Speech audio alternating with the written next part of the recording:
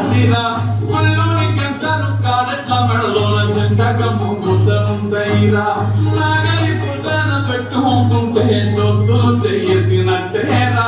కొట్టు గోదా పక్కన ఉంటే కొండంత భాగం ఉన్నట్టురా చల్లగాలి మోసుకొచ్చరా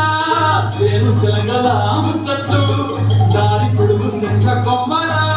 దారుతున్న పూల చప్పట్లు గట్టి పప్పులు లాభకట్టులు చెమట సుక్కల్లో తడిసిన ఈ మట్టి గంధ